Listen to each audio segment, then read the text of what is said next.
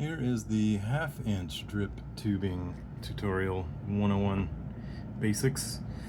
These are actually for, there's a rigid tubing, a poly pipe that these barbs are for, but it's got the 1/2 inch. I guess I'll start with that. Well, yeah, I'll start with that. Because this is my favorite piece for transferring from 1/2 inch. So any 1/2 inch common, nominal pipe thread onto this drip, and then where did my spaghettis go? 1/4 inch is also called spaghetti, and so you can go right onto this barb, wiggle, wiggle, wiggle to attach that, and so then you have then you're from any 1/2 inch to any 1/4 inch. It's a direct transfer. So on regular drip tubing, you're going to use the brown barbs. I'll link all these in the description, and then if you want to come off the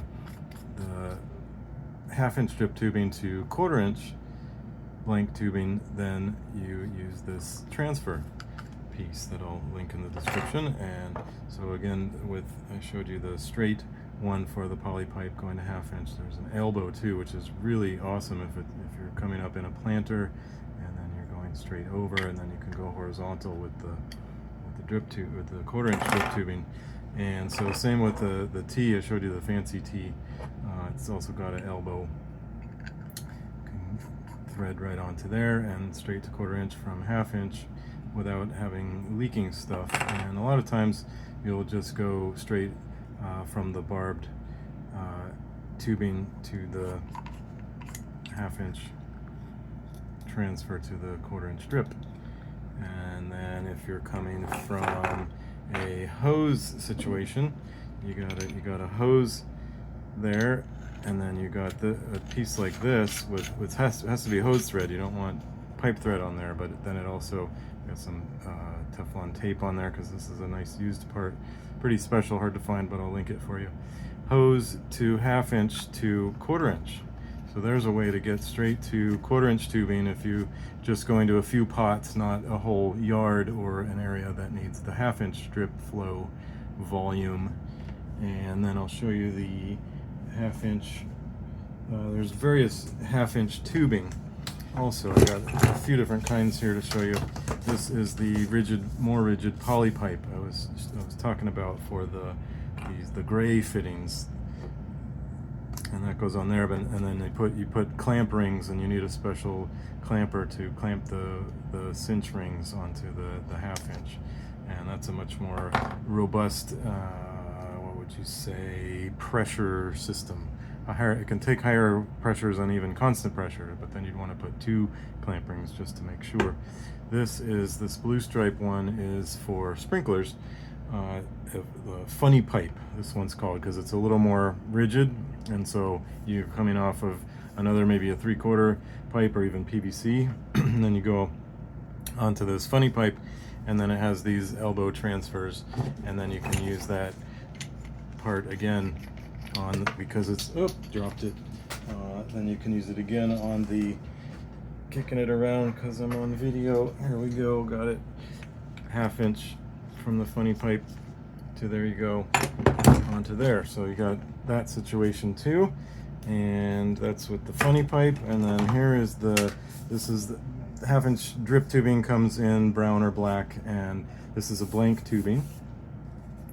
It also comes in a inline emitter format. Where did that other one go? I dropped that one too. Lots of thousand parts of things. And so brown, this particular brown one is blank tubing, but it also can be inline emitters, and the